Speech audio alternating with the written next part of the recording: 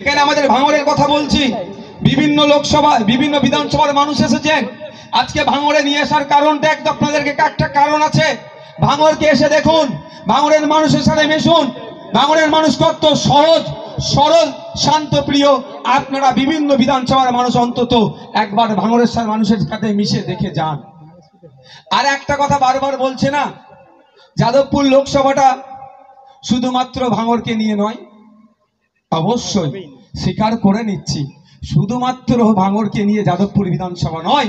তবে এটাও তাদের উদ্দেশ্যে বলি, ভাঙড় বিধানসভা মাইনাস যাদবপুর লোকসভা ইনকমপ্লিট।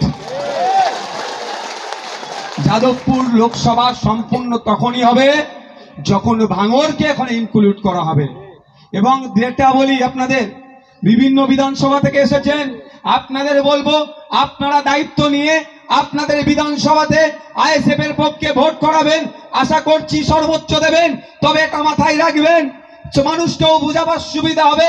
বিভিন্ন জায়গায় প্লাস মাইনাস করতে করতে ভাঙড় এসে যার পাশে দাঁড়ায় সে পার্লামেন্টে চলে যায়। আর অলরেডি তো ভাঙড় খামচিহ্নের পাশে দাঁড়িয়ে গেছে। শুধু বাকি বিধানসভাগুলোর কাজ কি হবে? বেশি বেশি ভোট প্লাস করা। ভাঙড় 1,09,000 প্লাসে আছে। আমরা ভোট প্রার্থী দেওয়ার আগে পর্যন্ত মালিক ভাই যে কথা বলেছেন, বাস্তব কথা বলছি। আমি বিধানসভা ভোটে 1,09,000 ভোট পেয়েছিলাম। আমার বিশ্বাস ভরসা, আমার ভালোবাসার ভাইরা যেভাবে মানুষের পাশে থাকছে, মানুষের অভাব অভিযোগ যেভাবে শুনছে, যেভাবে সমাধান করার চেষ্টা করছে, 2024 সালে 2021-এর রেকর্ডকে ভেঙে ভাঙড় থেকে অন্তত লক্ষাধিক ভোটের লিড যাবে। আমি আশা করছি প্রায় লক্ষাধিক ভোট আমরা এখান থেকে পাবো। আমার ভরসা 1,09,000 ভোটকে ভাঙড় যারা নেতৃত্বরা আছে দায়িত্ব নিয়ে সেটা পার করবে। হবে তো নাকি ভাঙড়ের ভাইরা? মানুষের কাছে পৌঁছে যান। যারা যারা বলেছিল যে বিজেপি চলে আসবে, তারা বিজেপিকে কতটা আটকাতে পারছে ভাই? আপনারা গিয়ে বলবেন, আমাদের হাতে সুযোগ দিতে বলুন। কাকে কিভাবে গণতান্ত্রিক প্রক্রিয়ায় আটকাতে হয় সেটা আমরা ভালো করে দেখিয়ে দেবো। আর সে কল আমরা ভালো করে জানি। যারা 2021 সালে অনেক ভয় দেখিয়েছিল, 2024-এর আর ভয় দেখানোর কোনো জায়গা আছে ভাই?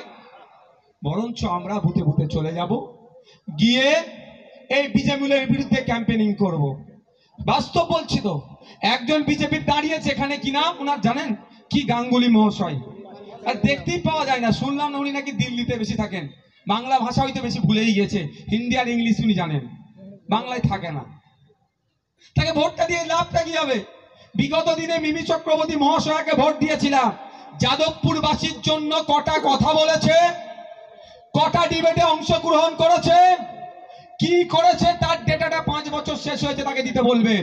আর বন্ধু যারা আমরা এখানে পঞ্চায়েতের নেতৃত্বরা, বুথের নেতৃত্বরা, ব্লকের নেতৃত্বরা আছে, আপনারা জোর গলায় বলবেন যে পারলে বিধানসভার টিভিটা চালাতে বলুন, বা স্পিকার স্যারের মাধ্যমে প্রসিডিংটা আমার যেগুলো পারফর্ম করেছি বিধানসভার মধ্যে সেটা জনমানুষে দিয়ে দিক।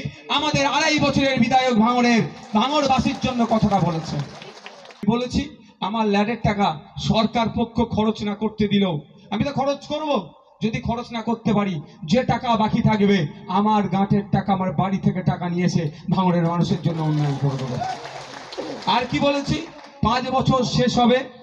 আমার প্রিয় শেষ হবার সাথে সাথেই এই 5 বছরে আমি ভাঙড়বাসীর জন্য কত কি করেছি, কজনের জন্য সই করেছি, আইডি কার্ডে কতজনের রেক্টিফিকেশনের সই করেছি, আধার কার্ড থেকে শুরু করে রেকমেন্ডেশন থেকে শুরু করে কতজনকে ব্লাড দেওয়া হয়েছে, টোটাল ডেটাটা আমি জনমানুষের কাছে এই খামে ভরে বাড়িতে ভাঙড়ে আমি পৌঁছে দেওয়ার চেষ্টা করব।